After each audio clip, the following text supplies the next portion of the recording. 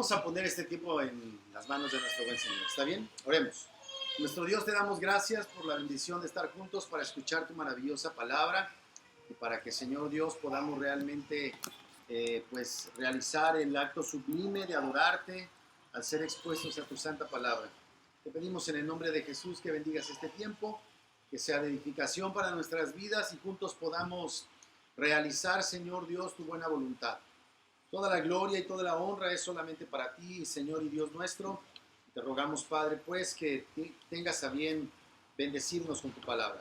En el santo nombre de Cristo Jesús. Amén. Amén. Bueno, vamos entonces a San Mateo capítulo 9. Hoy continuamos ya, comenzamos el capítulo 9. Hemos estado ya estacionados algún tiempo en los primeros capítulos, pero vamos a ir, parece que ya un poco más fluidos en el desarrollo de este libro. Recuerden que el Evangelio de Mateo tiene un enfoque, un énfasis en las enseñanzas de nuestro Señor.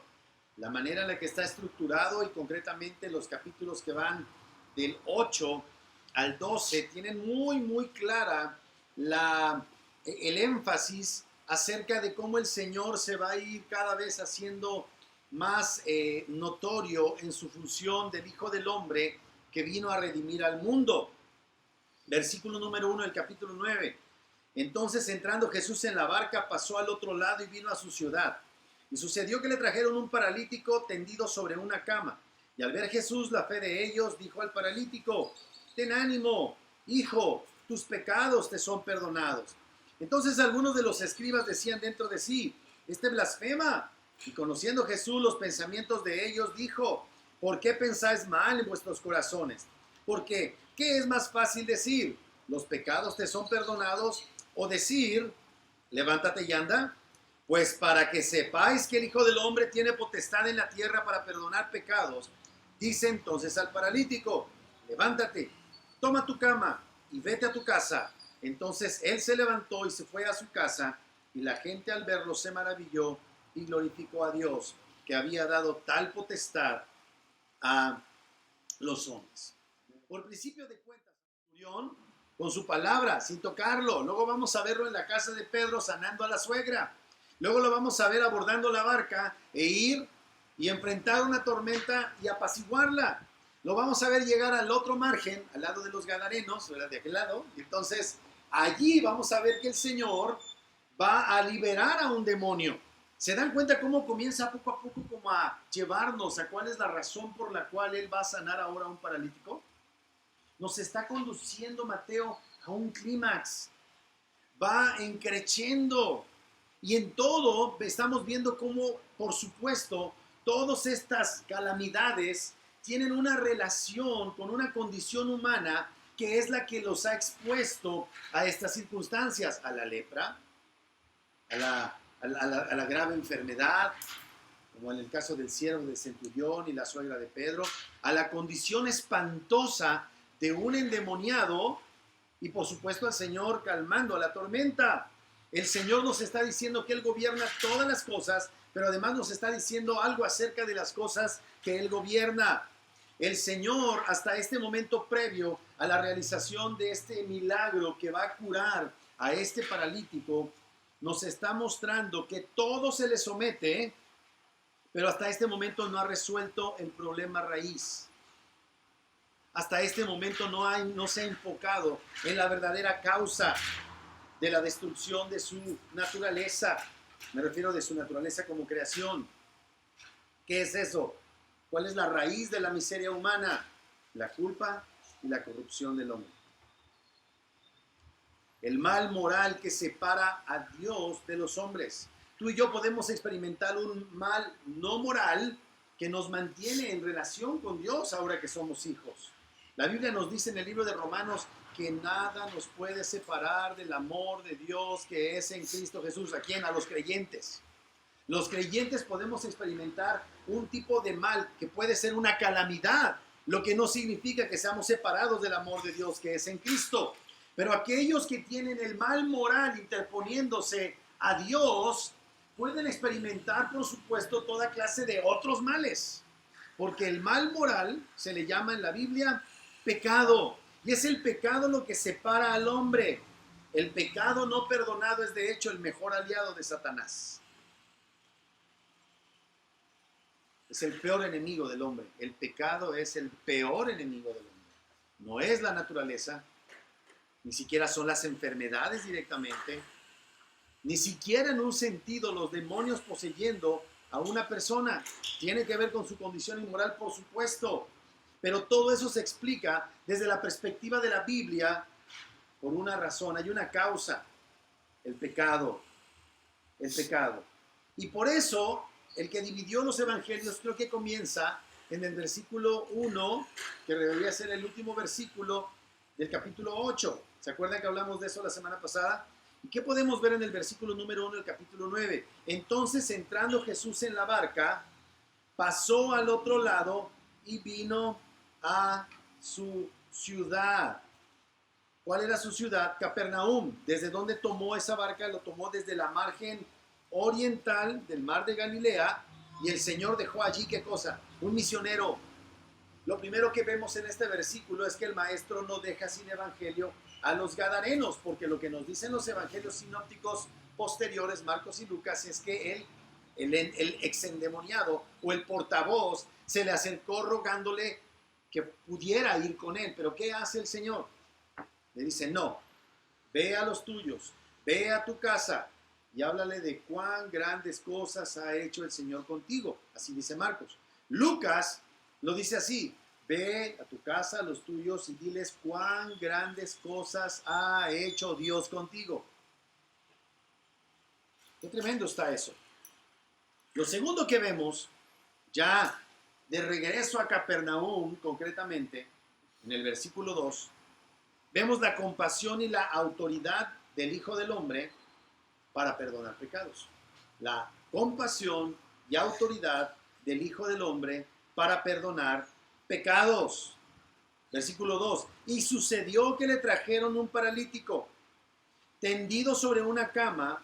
Al ver Jesús la fe de ellos, dijo al paralítico: ten ánimo, hijo, tus pecados te son perdonados. Es muy interesante. Leímos hace un momento muy rápido cómo está la narrativa. Vimos que Marcos y Lucas nos dan muchos detalles, pero si algo podemos decir de Mateo es que es muy lacónico, es árido en palabras, no dice mucho, ¿verdad? Lo que nos dice es que el Señor Jesucristo va a librar a un hombre de su enfermedad física, pero sobre todo nos va a mostrar que el Señor lo va a librar de la condición más terrible del hombre, que no es una enfermedad física. El Señor va a demostrar con poder que lo va a salvar del pecado, el mayor de todos los males que aqueja a la humanidad.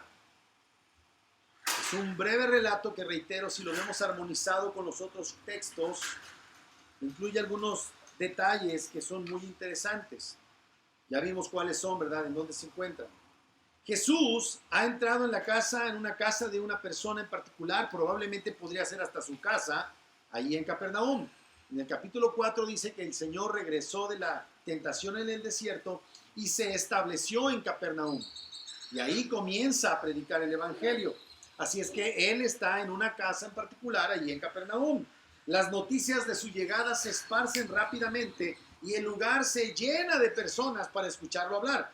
Ya había hecho una gran fama. Recuerden que así termina el capítulo número 4.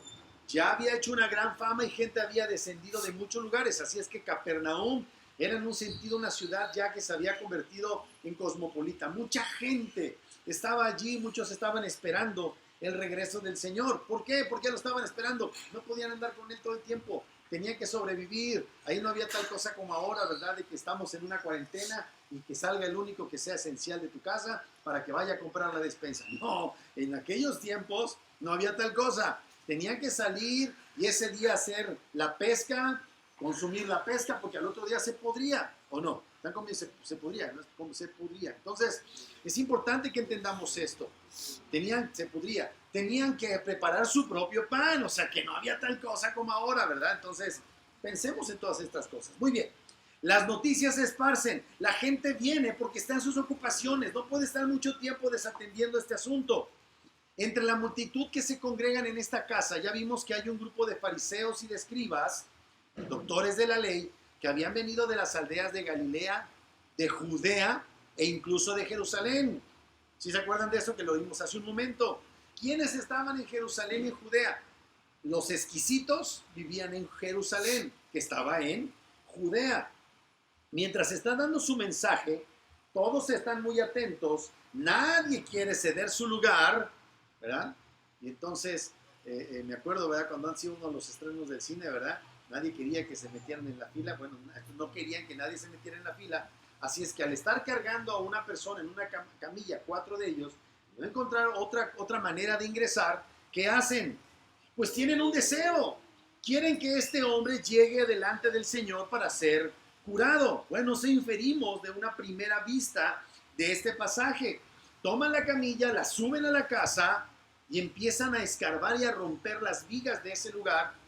Llegan a ser un boquete tan grande como para introducir a un paralítico. Debió ser un momento muy tremendo. ¿Te imaginas que estamos acá y de repente empiezan a oírse pasos acá arriba y empiezan a escarbar? Bueno, esto es una lámina. Pero imagínate eso, la tierra cayendo, seguramente todo el mundo se quedó, el ruido que hicieron, nadie se movió de ahí, ahí estaba el Señor. Destruye parcialmente el techo y hacen descender a este pobre paralítico. Y entonces el Señor lo primero que le dice a este hombre, viendo la fe de ellos, es: hijo, ten ánimo, tus pecados te son perdonados. Es la expresión. Si yo estoy buscando, a ver, si realmente mi deseo en su situación de paralítico es que él sea sanado, para mí hubiera sido una cosa impresionante, de primera vista. Los que están allí, pues ya sánalo para que sigamos, ¿no? ¿O qué va a hacer? ¿Realmente lo iba a sanar? No sabemos, había ahí curiosos. Seguro que los fariseos y los escribas estaban buscando elementos para destruir al Señor. Y ahora el Señor les ha presentado aquel elemento que esperaban. Todos estaban en shock. Tan es así que los escribas van a decir en sus corazones: esta es una blasfemia. ¿Quién sino solo Dios puede perdonar pecados? ¿Quién? ¿Quién? Y Jesús está percibiendo esta actitud de ellos. El Señor se da claramente cuenta de que sus opositores lo quieren destruido. Versículo 4: y conociendo Jesús los pensamientos de ellos, dijo: ¿por qué pensáis mal en vuestros corazones? Porque ¿qué es más fácil decir, los pecados te son perdonados, o decir, levántate y anda? Pues para que sepáis que el Hijo del Hombre tiene potestad para perdonar pecados, dice entonces al paralítico: levántate, toma tu cama y vete a tu casa. Entonces él se levantó y se fue a su casa. El hombre se reincorpora inmediatamente y se va a su casa. Pero se va a su casa no nada más sanado, se va a su casa transformado, perdonado. Todos están glorificando a Dios, todos están contentos. Pero como ya dije, Mateo es el más lacónico, el más desierto de palabras. Omite la forma en la que llegó este pobre hombre. O sea, él no dice que venía cargado por los 4, él nada más dice que le trajeron. Esto es muy interesante porque no hace referencia a un grado extremo de gravedad, como sí lo había hecho en el caso del siervo del centurión. ¿Se acuerda? El centurión estaba muy preocupado porque su muchacho, su siervo, su esclavo, estaba gravemente enfermo y paralítico también dice. Pero acá nada más dice que era paralítico. Lo grave, todo indicaría, ante la ausencia del calificativo grave en la condición del paralítico, lo grave no era tanto la condición de paralítico como las circunstancias del paralítico. No se podía mover, necesitaba que alguien lo transportase. Así es que el Señor está observando más allá de lo evidente y se da cuenta, porque no hay palabras que medien entre él y el paralítico, ni siquiera los amigos que están allá arriba observando. El Señor ve más allá de lo evidente, va a detectar la verdadera necesidad de este hombre. Jesús observa y además puede ver la actitud de esta gente que está buscando la manera de ponerle traspiés, de entorpecer su labor. Pero además dice algo muy hermoso, dice que viendo la fe de ellos. La fe de ellos. ¿Quiénes son ellos? Ellos están arriba. Ya en ese momento el paralítico está abajo. Todos ellos tenían fe, incluido el paralítico. Yo solía pensar que los de la fe eran ellos, los que lo transportaban. Pero la fe incluye al paralítico cuando te pones a ver con detalle la narrativa. Hace una expresión en donde los engloba a todos. Es muy probable que el paralítico, consciente de su terrible necesidad, le hubiera solicitado a los que lo transportaban: llévenme. Algún reporte tendría este hombre paralítico que había ya creído que Jesús no solamente podía sanar enfermedades, condiciones de una salud desastrosa, sino que podía hacer algo mejor: perdonar los pecados. Porque la pregunta que cabe es, ¿la fe de este grupo, incluido el propio paralítico, solamente constaba de la convicción de que Jesús podría sanarlo? ¿O esa convicción acerca de Jesús con poder incluía su capacidad de perdonar los pecados? ¿Sí me estoy explicando? Porque esas son las preguntas que tendríamos que formularnos al ver por qué el Señor responde como responde. Los que están como espectadores, esperan que lo sane, pero el Señor va a hacer algo mejor. Algo que parece que no está en la mente de ellos ni mucho tiempo de mí. Porque la fe que ellos tenían era una fe que iba más allá de que nuestro Señor fuera un hacedor de milagros. El Señor puede hacer algo todavía mejor que controlar, resolver los problemas en el ámbito de lo físico. El Señor resuelve el gran problema de la humanidad, que es el pecado. Por eso de las calamidades. Este mundo no estaba en esta condición de producir calamidades a cada rato. Pero no podemos culpar al planeta Tierra de los huracanes, tifones, temblores. No podemos culpar al mosquito, ¿verdad?, de que traiga un virus y te pique y te pase chikungunya o te pique uno de dengue. No podemos hacer eso. Porque es una calamidad que no tiene un aspecto moral. Pero la razón de que haya calamidades, aunque no sean morales, fue una causa de índole moral. Fue la violación del mandamiento de Dios, lo que trajo destrucción y desorden en el cosmos, en donde había orden y belleza. Eso es consecuencia de nuestro pecado. Todos ahí están en silencio, ¿verdad? Ni siquiera me dio palabra de nadie, pero el Señor pudo detectar inmediatamente dónde está el problema. Él pudo detectar la verdadera necesidad, la necesidad que había en el corazón de este hombre. Y comienza diciéndole estas palabras: ten ánimo, hijo. ¿Por qué le dice esas palabras? Porque este hombre estaba apesadumbrado por algo más que su condición de paralítico. Esta es una expresión de cariño, un testimonio de su amor, un testimonio de su cuidado, un testimonio de su gran disposición para atender las verdaderas necesidades de los hombres. Hay necesidades más apremiantes que la salud, hermanos. La salud, a final de cuentas, en algún momento se nos va a deteriorar. Feliz año, ¿verdad? Te deseo próspero año, que te vaya muy bien, pero sobre todo salud. Y este año nos ha enseñado que la salud se va así. Y ahí estamos aterrados. Yo no estoy diciendo necesariamente que esté mal, pero va a ser el terror lo que va a normar nuestra vida en esta nueva normalidad. Ahora, tu nueva normalidad es el terror a las cosas a las que finalmente estaremos sujetos. Si no es de coronavirus, va a ser de quién sabe qué cosa. Pero si tenemos resuelto el gran problema de nuestras vidas, que es el perdón de nuestros pecados, podemos estar seguros de que nada podrá separarnos del amor de Dios que es en Cristo Jesús, Señor nuestro. Ni tribulación, ni angustia, ni peligro, ni espada, ni el coronavirus. Antes, en todas estas cosas, somos más que vencedores por medio de aquel que nos amó. Escuchen. Antes, en todas estas cosas, somos más que vencedores. No importa que te enfermes de coronavirus, yo no estoy diciendo sean irresponsables, pero traes tu cubrebocas, traes toda tu... Nada más para quitarse los guantes donde es complicadísimo porque tienes que hacerle así, doblarlo y luego con ese mismo creo que tomar el otro para poder quitarte el otro y tomar una bolsita en la cual tienes que, y tocas donde está el coronavirus y se te antoja y te hurgas la nariz y ahí te contaminaste. ¿Vamos a estar esclavos de eso? En algún momento nos vamos a tener que quitar esa cosa de la cara, hermanos. ¿Te parece correcto que nos quieran imponer esa nueva normalidad? Yo no creo que eso sea bueno, pero bueno, ya te lo dejo a tu criterio.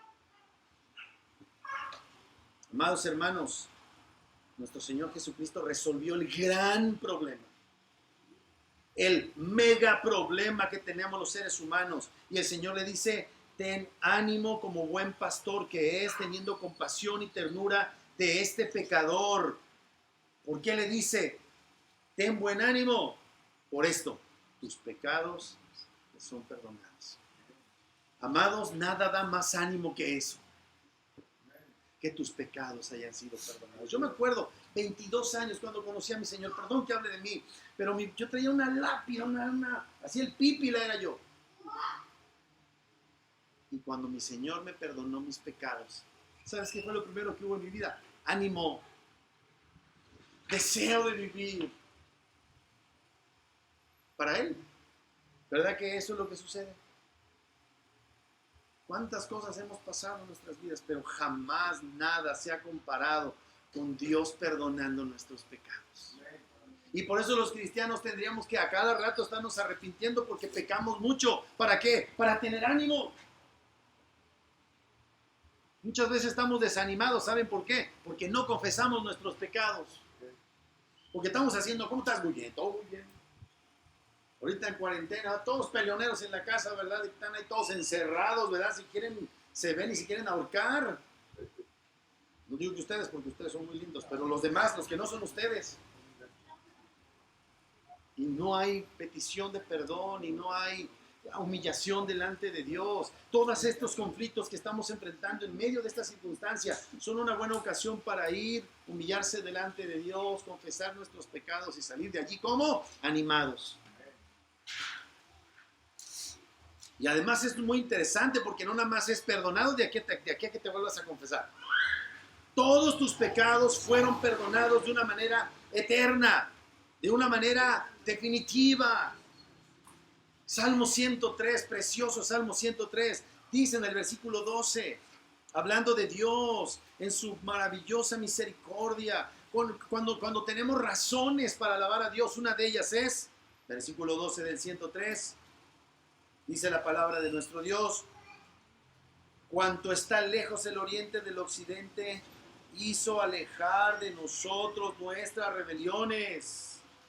En el versículo número 3, Él es quien perdona todas tus iniquidades, el que sana todas tus dolencias. Él es. Isaías 1:18, preciosa palabra, ¿verdad? Vengan, estemos a cuentas.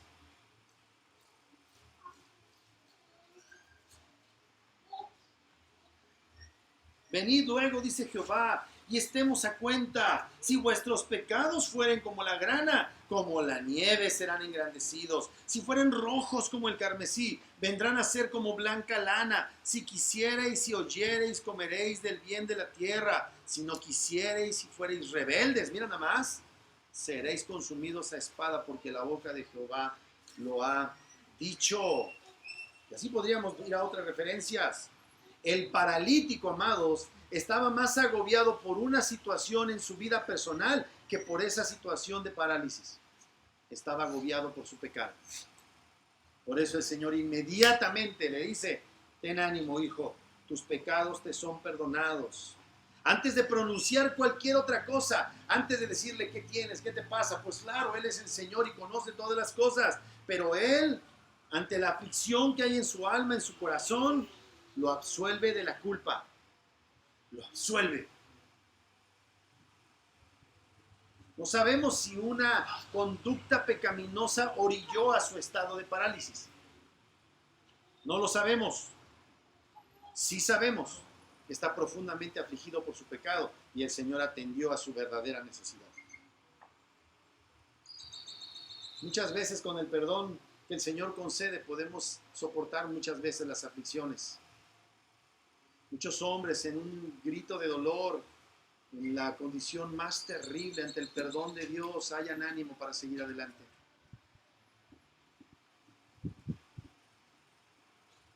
Si es que vemos aquí la preciosa misericordia de nuestro Dios, vemos a nuestro Señor Jesucristo, el Hijo del Hombre, teniendo compasión y autoridad para perdonar pecados. Y tiene misericordia de aquellos que tienen un peso en su corazón por sus pecados. ¿Sabes? Uno que ha nacido de nuevo, constantemente se ve afligido por el peso de sus pecados. Y puede ir a nuestro Señor precioso a confesar sus pecados, sabiendo que Él es fiel y justo para perdonar nuestros pecados si los confesamos. Pero cuando hacemos que no pasa nada, cuando está sucediendo, ahí está el gran problema. El Hijo del Hombre, Jesucristo, es Dios y puede perdonar pecados. Ese es el siguiente punto que vamos a ver. Jesús es el Hijo del Hombre. Ya hemos estudiado, según lo que dice en Mateo capítulo 8, versículo 20, que el Hijo del Hombre parece ser una cláusula un tanto cuanto encriptada para los hebreos, los judíos de aquellos tiempos. Pero en eso el Señor ya está diciendo quién es Él. Ya está poniendo claro quién es Él. ¿A quién se le reveló como el Hijo del Hombre? ¿Se acuerdan a quién? A un escriba que le pidió pasar, o más bien andar con Él, a donde quiera que fuere. Y ahí el Señor empieza ya a dar muestras, ¿verdad? Van a salir al mar y ahí el Hijo del Hombre, ¿qué va a hacer? Va a aquietar la tormenta, Señor sobre la tormenta. Y el Hijo del Hombre va a llegar del otro lado y como Señor absoluto de toda la tierra y de todas las huestes de ángeles que están en el cielo adorando a su Padre y de los ángeles que fueron reservados por su rebelión a la destrucción, que habitan en estas regiones celestiales, Él se manifiesta, el Hijo del Hombre, como el Señor también de ellos. Eso lo vimos la semana pasada, ¿se acuerdan? Pues ahora va a hacer referencia otra vez a eso. En el versículo número 3 va a comenzar esta cavilación por parte de los escribas y los fariseos. Entonces, algunos de los escribas, especialistas de la ley hebrea, entonces algunos de los escribas decían dentro de sí, este blasfema. ¿Alguna vez has escuchado a una persona decir algo que es una cosa absurda y te quedas callado por un asunto de prudencia? Pues yo no sé si fue por prudencia, pero estos están cavilando. No externan sus ideas. Lo mismo dice en Marcos, que ya leímos, y lo mismo dice en Lucas. Y la verdad es que solo Dios conoce el corazón de los hombres. Ellos ponen en duda el reclamo del Señor de tener el poder de perdonar pecados. Pero además, en un sentido, tienen razón. Un simple hombre no tiene la capacidad en sí mismo de perdonar pecados ni de conocer las cosas de los corazones de los hombres. Pero Jesús sí tiene el poder de conocer lo profundo del corazón de los hombres. Él sí sabe si nos hemos arrepentido o no. Lo sabe ahora que está entronizado, sentado a la diestra de Dios, y lo sabía en aquel tiempo cuando se encuentra en este estado de humillación. Hace un momento lo leímos en el catecismo, ¿verdad? Ahí lo vimos. Vemos que él está en su estado de humillación y cualquiera diría, pues este es un cualquier hombre, ¿cómo se atreve a atribuirse la capacidad y la autoridad para perdonar pecados? Solo Dios tiene derecho, solo Dios tiene el poder para perdonar pecados. Solo Dios tiene la prerrogativa única de perdonar en sentido absoluto los pecados de los hombres. Ya lo leímos hace un momento. Claro, nosotros también podemos perdonar. De hecho, es un mandamiento perdonar, ¿verdad? Pero no lo hacemos como Dios lo hace. Ciertamente nosotros perdonamos y lo que hacemos es elegir no tomar venganza, porque si me vengo, cuando supuestamente perdoné, entonces no perdoné. Ciertamente cuando yo perdono, procuro de amar a aquel que me ha injuriado. Procuro su bienestar. Eso es cierto acerca de mí con muchas luchas. Cuando hablamos de Dios, Él verdaderamente perdona y ama y procura el bien de aquellos que lo ofenden. Qué tremendo es esto. Pero en la manera en la que el Señor expresa tus pecados te son perdonados, la manera en la que es descrito por los evangelios, solamente puede uno llegar a una conclusión. En efecto, por eso llegan a esa conclusión los los escribas. Solo Dios puede perdonar pecados. Pero ahora Jesús se está reclamando la posición de Dios cuando Él está perdonando pecados. Realmente Él está diciendo que la culpa de este hombre paralítico está siendo quitada y entonces estos se ofenden. Se ofenden porque les dice, tus pecados te son perdonados. Y el Señor, claro que sabía que estos personajes lo tienen bajo su juicio y su escrutinio. Y tenían razón, solo Dios puede perdonar pecados. Así es que o Jesús es realmente quien dice ser de una manera implícita al perdonar los pecados, o en efecto, si es un simple hombre, si no es Dios hecho hombre, estaría blasfemando, mis amados. Estaría reclamando de una manera blasfema el poder perdonar pecados. Estaría tomando una prerrogativa que no es suya. Y desgraciadamente, ellos se quedan con esa segunda conclusión. Él está siendo injusto al perdonar pecados. Él es un blasfemo. Más bien, ellos quizás estarían diciendo algo así como, qué fácil decir, tus pecados te son perdonados. Sí, pues para saber cuáles son sus pecados. Para perdonar sus pecados, sus, en plural, no habla aquí de el pecado, sino de sus pecados. Implicaría un conocimiento de la conducta pecaminosa, de los eventos en los cuales su pecado se desbordó. ¿Cómo se atreve a pretender que conoce el corazón de su prójimo? ¿Cómo cree? ¿Ya?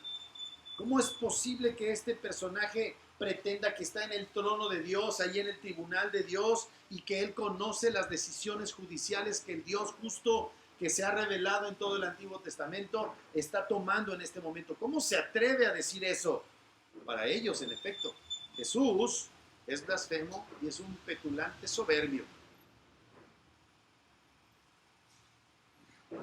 Así es que nuestro Señor Jesucristo, siendo el Hijo del Hombre, siendo Dios hecho hombre, tiene poder de perdonar pecados. Pero ellos, por su naturaleza pecaminosa, caída, por su contención constante contra Cristo, llegan a la conclusión, tú no puedes ser Dios. Dios no puede hacerse hombre. Lo cuarto que vemos es que Jesús, el Hijo del Hombre, demuestra que Él es Dios. Es lo que va a hacer a continuación. El Señor Jesucristo, el Hijo de Hombre, les va a demostrar que Él es quien dice ser. Versículo número 4. Conociendo Jesús los pensamientos de ellos, dijo, ¿por qué pensáis mal en vuestros corazones? El Señor va a llevar a cabo la aniquilación de sus argumentos. Tú dices que perdonas pecados. Pues para saber, yo ni sé quién eres tú, ni sé qué pecados ha cometido eso. Fácilmente puedes decir tus pecados son perdonados y ¿sabes qué? Eres un blasfemo. Pero que el Señor lleve a cabo el milagro de sanar a ese hombre, les va a derribar el otro argumento, y el argumento de que él no tiene poder. Porque ahora el Señor va a decir en el versículo número 5, porque ¿qué es más fácil decir? ¿Los pecados te son perdonados? O decir, levántate y anda. Pues para que sepáis, y aquí introduce la fórmula, pues para que sepáis que el Hijo del Hombre, refiriéndose así, recuerden que ese título es muy concreto, pues para que sepáis que el Hijo del Hombre tiene potestad en la tierra para perdonar pecados, dice entonces al paralítico, levántate, toma tu cama y vete a tu casa. El Señor conocía los razonamientos de ellos. Juan dice que Dios, en capítulo 2, dice que la gente empezó a creer en Él porque veía las señales que hacía, pero Jesús mismo no se fiaba de ellos. ¿Se acuerda que así dice Juan capítulo 2 al final? Si no se acuerdan, vayan al capítulo 2 de Juan. Ahí lo dice. Lo querían ya exaltar. Se encuentra en la primera Pascua, ¿verdad? En Juan, y ahí él está llevando a cabo un ministerio en Judea y en Jerusalén. Ahí, un capítulo antes de encontrarse con Nicodemo, el Señor está haciendo milagros en Jerusalén. Y mucha gente, ¿verdad? Viendo se entusiasmó y dijo, yo creo en este. Se me hace que este es un profeta. Pero Jesús mismo no se fiaba de ellos, porque sabía lo que había en el hombre. Después en el capítulo 21 vamos a volver a ver otra vez este conocimiento pleno del corazón de los hombres por parte de Jesús. Si Jesús fuera un impostor, no hubiera sabido lo que estaban pensando. Así es que cuestiona a estos hombres así en sus caras. Ellos están cavilando, están sacando conclusiones, y en ese momento les sale el Señor con el conocimiento de sus cavilaciones. Y les dice, ¿por qué piensan mal? ¿Te imaginas? O sea, nosotros, cuando hacemos una imputación de esta naturaleza, la verdad estamos muy mal. No, tú lo hiciste a propósito. Se te cayeron los frijoles, ¿no? Ahí, entre la estufa y la casa, se te caen los frijoles. ¿Y qué dicen? No, lo hiciste a propósito. Toda la mañana los estuve cocinando y lo hiciste a propósito. Pero en el caso del Señor, cuando Él dice que conoce tu corazón, Él sí lo sabe. Él sabe si lo hiciste a propósito. ¿Me estoy explicando? Hacemos imputaciones nosotros. Somos tan limitados, ¿verdad? No, tú me quieres hacer enojar. No, tú hiciste esto por aquello. Pero aquí el Señor los desnuda y les dice, ¿por qué piensan así? Los descubre delante de todos. Los está reprendiendo y los está obligando a que examinen sus corazones perversos. Ellos habían llegado, miren lo que dicen ahí mismo en Mateo capítulo 12, y lo vimos también hace un momento en Marcos. Lo vamos a ver ahorita. Mateo 12, versículo 14. Y salidos los fariseos, tuvieron consejo contra Jesús para destruirle. Por eso habían ido de Jerusalén y Judea a ver a Jesús. En Lucas dice que habían llegado y ahí estaban los fariseos y los escribas. Marcos capítulo 3.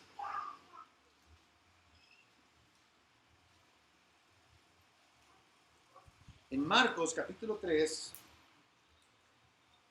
dice en el versículo 6. Estaban allí sentados algunos de los escribas, los cuales cavilaban en sus corazones. El propósito de ellos era destruirlo. Era encontrarlo, cazarlo en una palabra, y querían destruirlo. Entonces, número 1, dicen, fácil es decir, ¿verdad? Pues ¿qué es más fácil decir? Tus pecados son perdonados. Ustedes están pensando mal acerca de lo que dije, y ya los descubrió. Ya les dijo, yo sé lo que están pensando. A lo mejor negaron. A los que están al lado los pueden engañar, pero a Cristo no lo pueden engañar. ¿Qué es más fácil decir? ¿Tus pecados te son perdonados o levántate y anda? ¿Qué es más difícil, hermanos? ¿Qué es más fácil o qué es más difícil? La respuesta es muy sencilla. Ambas cosas,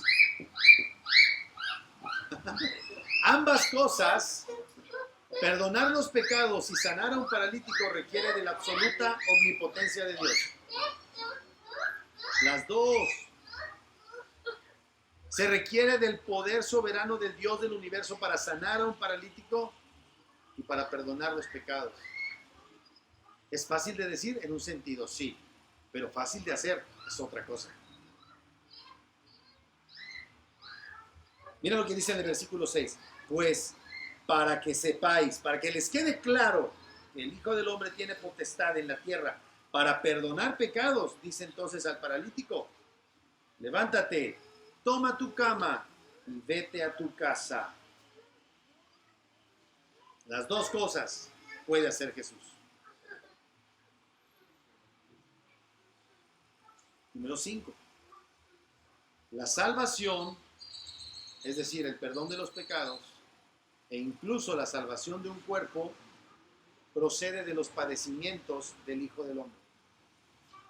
¿Se acuerdan cómo le dice el Señor a este escriba que quería seguirle a donde quiera que él fuera? El Hijo del Hombre no tiene dónde recostar su cabeza.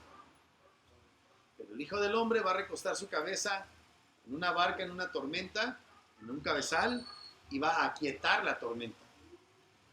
Y ahora vamos a ver al Hijo del Hombre en esa condición de humillación, llevando a cabo la salvación de un hombre a través del perdón de sus pecados y la salud en su vida. Mateo capítulo 9, versículo 7.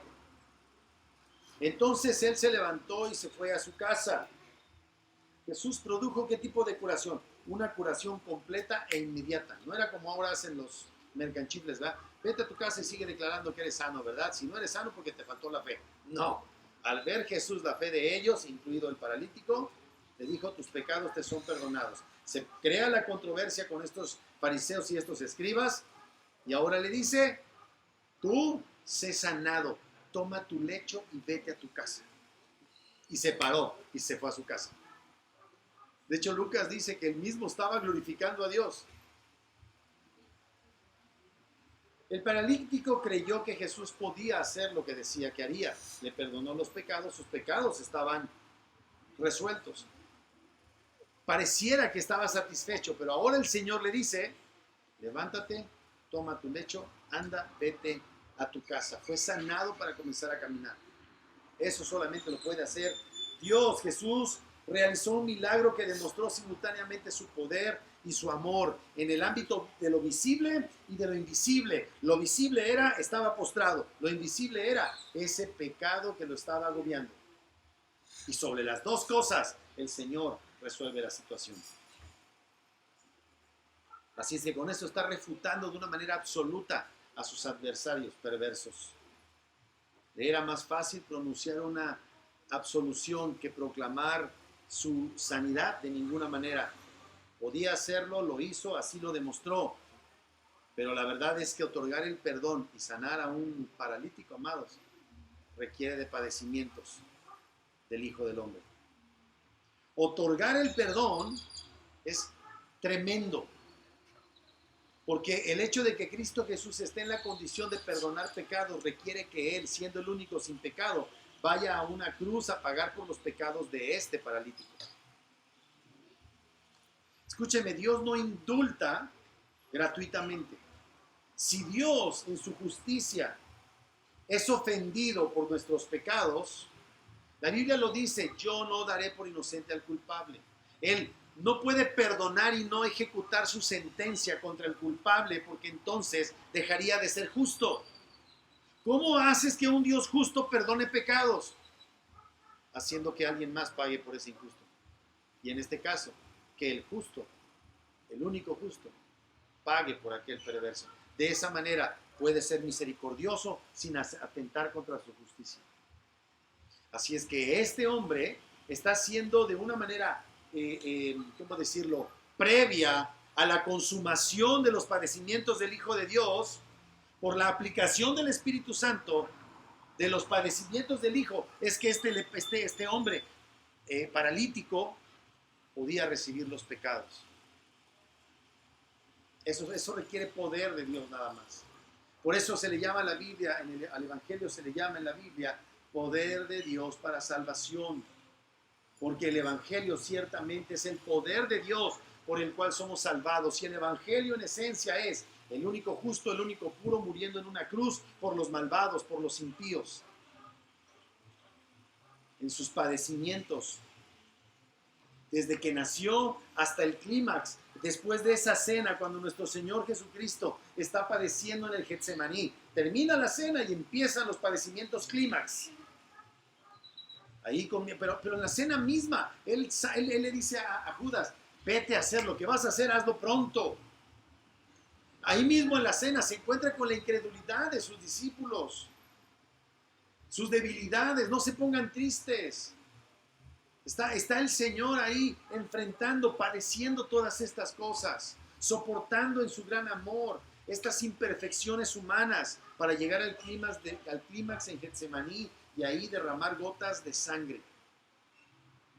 Y después de eso ser llevado, golpeado, su barba mesada, y ahí en el Gábata, lo que se conoce como el enlosado, ahí ser flagelado de una manera inmisericordia por una compañía de romanos que sabía infligir dolor. No eran novatos en producirle dolor a sus enemigos. Y además de eso, coronar sus aflicciones en una cruz. La verdad es que es lo mismo cuando hablamos de la curación física. Unos versículos antes, en Mateo 8:17, ¿se acuerdan de esta expresión? Versículo 14 para leerlo todo. Vino Jesús a casa de Pedro y vio a la suegra de este postrada en cama con fiebre. Y tocó su mano y la fiebre la dejó y ella se levantó y le servía. Cuando llegó la noche trajeron a él muchos endemoniados y con la palabra echó fuera los demonios y sanó a todos los enfermos para que se cumpliese lo dicho por el profeta Isaías cuando dijo, él mismo tomó nuestras enfermedades y llevó nuestras dolencias. ¿Ya vieron? O sea, mentira que el que produjera él estas curaciones no tuviera un costo para su propia vida, porque él se dolía con ellos, porque él experimentaba en carne propia la angustia de ver a sus amados, a su creación bajo dolor. Si nosotros siendo pecadores se nos lastima nuestra mascota, ¿no es cierto que somos movidos a misericordia? Nosotros no somos mascotas. Somos hechos a la imagen y semejanza de Dios. Y aunque Jesús no salvó a todos en el sentido de la redención, que su expiación y todos sus padecimientos, aunque el Señor no salva a todos, tiene compasión y misericordia en un sentido de todos. Y quisiera verdaderamente, pero en el santo consejo está que Él solamente unos que fueron escogidos sean salvos. Pero en un sentido, Dios tiene de los hombres cierta compasión y los sustenta. ¿O qué? ¿Nada más la penicilina le llega a los elegidos cuando tienen amigdalitis? También los perversos, también los del cártel de Nueva Generación, Jalisco Nueva Generación. ¿O no? Bueno, están repartiendo despensas y dicen, bendiciones, bendiciones. ¿Me estoy explicando? Entonces, hablando de aquellos que fueron tocados directamente por el Señor, que han sido tocados en el pasado, en este momento, los que serán tocados, amados, todo se concentra en los padecimientos del Hijo de Dios. ¿Tienes algún beneficio en este momento? Costó padecimiento del Hijo de Dios. No nos lo merecemos. Hacemos mal cuando decimos, me lo gané y me lo merezco. Nos merecemos otra cosa. Muchos salen, ¿verdad? Nosotros, bendito sea Dios. A lo mejor algún día tuviéramos que padecer hambre si Dios así lo dispone, pero nosotros, bendito sea Dios, algunos tenemos todavía nuestro trabajo y a pesar de los pesares tenemos que comer en la casa. Hay unos que andan ahorita todo el día buscándole y no tienen que comer. Si podemos, ayudemos a esa gente. No le digamos quédate en tu casa. No hagamos eso. Eso no es bueno. Hay aterrados todos ahí, escondidos, los que tienen, pero los que no tienen. Eso está mal, hermanos. Eso es pecado. Quizá quiera Dios usarnos a nosotros con una correcta comprensión de estas cosas para aliviar algo de la terrible situación que están enfrentando muchos. ¿Y sabes qué? Cristo Jesús padeció por nosotros. Y en un sentido, ellos han sido beneficiarios de un tiempo, de una extensión del tiempo por el cual puedan escuchar el Evangelio y quiera Dios que sean salvos. Todo por los padecimientos del Hijo de Dios. No sabemos si los escribas reconocieron su derrota. No nos lo dice ninguno de los textos. Y por último, el asombro acerca de Jesús no garantiza la salvación. Estar asombrados acerca de Jesús no nos garantiza ser salvos. ¿Cómo terminó el capítulo 7 del Sermón del Monte de Mateo?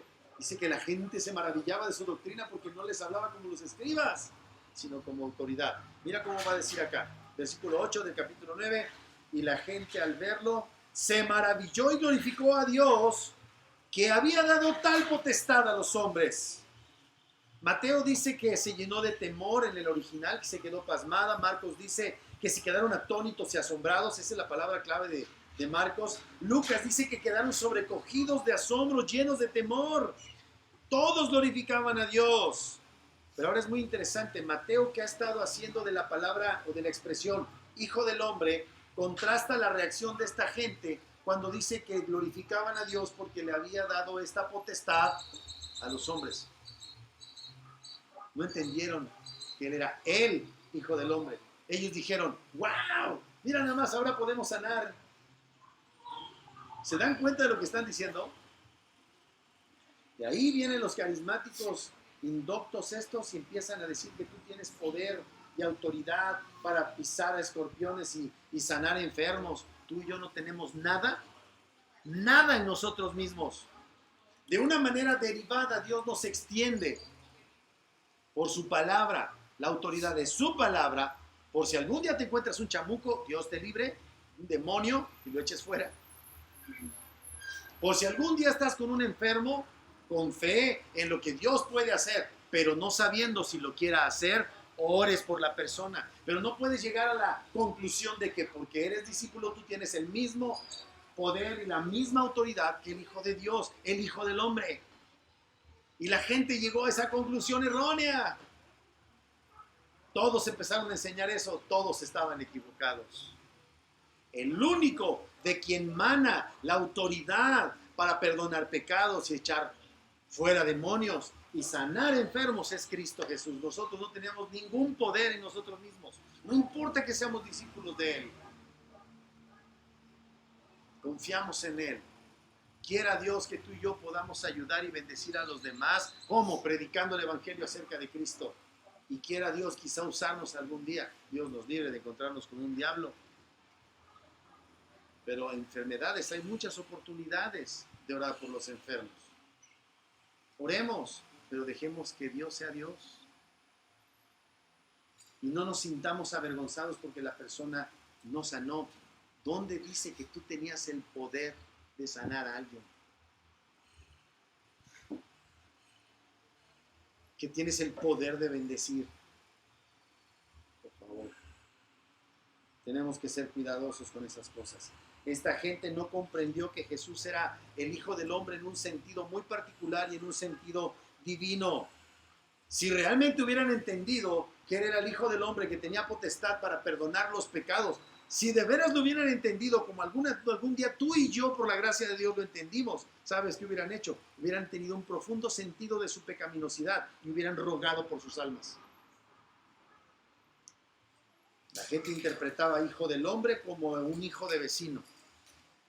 Pero la Biblia dice que ese es un término que solamente puede usar de una manera particular para Jesucristo, el Hijo de Dios. No captaban el sentido concreto de la expresión del Hijo del Hombre. La gloria de Cristo les resplandeció por unos instantes y quedaron impresionados, pero llegaron a la conclusión incorrecta. ¡Wow! ¡Qué impresionante! Dios les ha dado esta potestad a todos los hombres. No captaron esa gloria. No pudieron ver que Él era el resplandor de la gloria de Dios, la imagen misma de la sustancia de Dios, como dicen Hebreos. Que tú y yo en esta tarde podamos ver quién es el Hijo del Hombre. Y solamente vayamos a Él por el perdón de nuestros pecados. Y solamente vayamos a Él a orar para que quiera sanarnos. Nuestra oración, amados hermanos, porque sea entre muchos, no va a producir los resultados que esperamos. La oración, amados, no cambia la resolución que Dios ya ha tomado en la eternidad. ¿Me estoy explicando? Hay un punto en donde por eso decimos en el Padre Nuestro, hágase tu voluntad. Así es que si pedimos oración y no responden entusiastamente a nuestra petición de oración, eso no va a cambiar la voluntad de Dios.